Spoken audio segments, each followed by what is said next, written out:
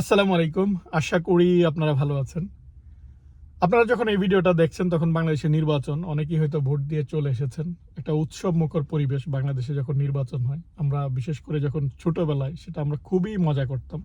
নির্বাচনটা ছিল একটা আনন্দের দিন বা নির্বাচনে এই যে ক্যাম্পেইন, মিছিল হচ্ছে বা মিটিং হচ্ছে সেটা কিন্তু দেখতেই ভালো লাগতো বা রাজনৈতিক নেতারা যখন বক্তব্য দেয় সেই বক্তব্যগুলা শুনতে, আশার বাণী শুনতে অবশ্যই আমাদের বিশেষ করে একটা বয়সে আমাদের ভীষণ ভালো লাগে। এখন সোশ্যাল মিডিয়ায় কি হচ্ছে বলা হচ্ছে সেটা আবার অনেকে এনালাইসিস করে অনেক ভুল ধরিয়ে দিচ্ছে। আগে হয়তো এই জিনিসগুলা ছিল না।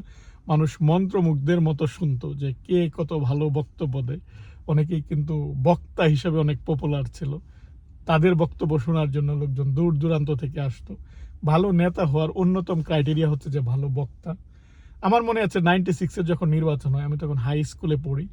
তখন নির্বাচন এরকম নির্বাচনের যে আমেজ সেটা আমরা বন্ধুরা বা চাচাতো ভাইদেরকে নিয়ে আমরা নির্বাচনের মাঠে বসেছিলাম যে কখন রেজাল্ট ঘোষণা হবে বা এই যে একটা চারদিকে দেখা যায় খাওয়া-দাওয়া হচ্ছে বা বাদাম বিক্রি হচ্ছে, বিভিন্ন জিনিস লোকজন কিনে, কিনে খাচ্ছে, এটার একটা আমেজ। বা ছোটবেলায় আমরা নির্বাচন খেলতাম। একেকজনের একেকটা মার্কা থাকতো। আমরা কাগজে পোস্টার বানাতাম সেটা তারপর আবার সেটা বিভিন্ন জনের বাড়ির সামনে এটা লাগাতাম। এটাও একটা অন্যরকম মজা। আমাদের ওই সময় যেহেতু তখন আ আপনি এখন যে আনন্দের জন্য কত কিছু রয়েছে, মানে ডিভাইস, হাতে মোবাইল, অনেক কিছু বাচ্চাদের অনেক গেমস। কিন্তু তখন আমাদের দেখা যায় আমরা ক্রিয়েটিভ ওই খেলাগুলায় নিজেরা আমরা কিন্তু ক্রিয়েট করতাম। স্কুল শেষে আমরা দাঁড়িয়ে বান্ধা খেলা বা হাডুডু খেলা বা ফুটবল বা ক্রিকেট এই জাতীয়। এখন গ্রামে গেলে দেখি যে এরকম না। লোকজন ডিভাইস কেন্দ্রিক বা প্রত্যেকেরই দেখা যায় বাড়িতে এখন ওয়াইফাই, এমনকি গ্রামেও। যাই হোক, ওই সময়ের একটা নির্বাচনের একটা ইয়া ছিল। যেহেতু আমার বাড়ি কিশোরগঞ্জ তখন আওয়ামী লীগ দেখা যায় বেশিরভাগ কেন্দ্রে আওয়ামী লীগ জয়ী হয়েছিল। এটা একটা। আর কিশোরগঞ্জ কিন্তু আওয়ামী লীগের বড় অনেক নেতা ছিল। এখনো আছে। আমরা একটা জিনিস শুনতাম সেটা হচ্ছে যে কিশোরগঞ্জে বড় নেতা, রাস্তায় বড় গাতা অর্থাৎ রাস্তায় গর্ত। এখন রাস্তার অনেক উন্নয়ন হয়েছে। যাই হোক, তারপর যখন ২০০১ এর নির্বাচন তখন আবার বিএনপি বা জোট সরকার ক্ষমতায় আসে। ওই সময় আমরা ইন্টারমিডিয়েটে পড়ি। ইন্টারমিডিয়েটে পড়া অবস্থায় তখন তখন কিশোরগঞ্জ থেকে যে উসমান ফারুক উনি পাশ করেছিলেন, উনি আবার বিএনপির সময় মন্ত্রী ছিলেন। উনার সাথে আবার আমার ২ টা স্মৃতি আছে। একটা স্মৃতি হচ্ছে যে আমি বাংলাদেশ একাডেমি অফ সায়েন্সের স্কলারশিপ পেয়েছিলাম। তখন ওই সময় প্রতি মাসে একটা টাকা দিত বাংলাদেশ একাডেমি অফ সায়েন্স থেকে। ওইটার যখন পুরস্কারটা দেয়া হয় তখন কিশোরগঞ্জ থেকে আমি একাই পেয়েছিলাম। উনি এটা দিচ্ছিলেন। উনি যেহেতু মন্ত্রী ছিলেন তখন আমাকে জিজ্ঞেস করেছিলেন যে, "তুমি আমাকে চিনো? যে আমার বাড়ি কোথায় জানো?" সো এটা তো স্বাভাবিক, চিনবই মন্ত্রী মানুষ বা নিজের এলাকার।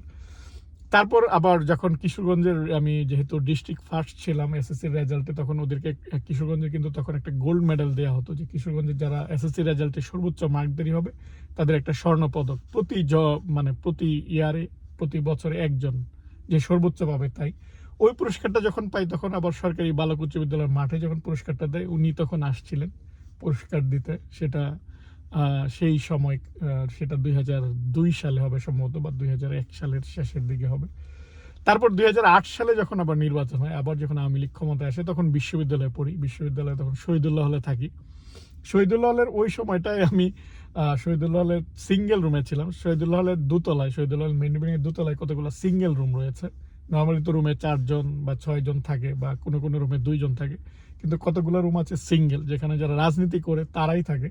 কিন্তু যখন 111 এর সরকার আসে তখন আবার আমাদের স্যাররা উনারা আবার দায়িত্ব নিয়েছিল সিট বন্টনের। তখন রেজাল্টের ভিত্তিতে যখন সিট দেয় আমি সেটা পেয়েছিলাম।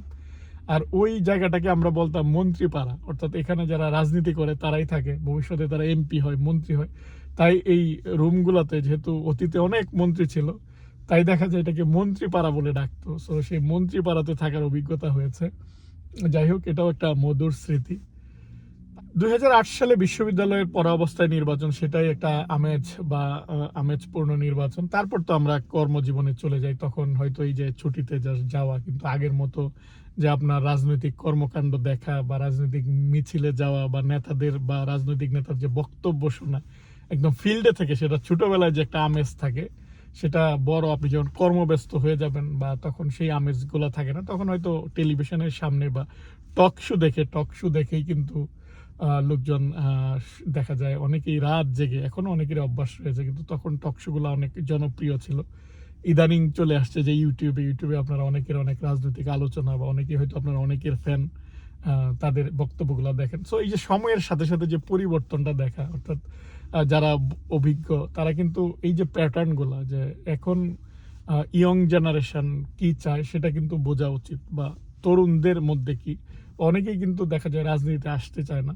আইনস্টাইন একটা কথা বলেছিলেন যে সমাজ নষ্ট হয় খারাপ মানুষের দ্বারা না, সমাজ নষ্ট হয় খারাপ কর্মকাণ্ড দেখে যখন ভালো মানুষ চুপ থাকে সেই কারণে।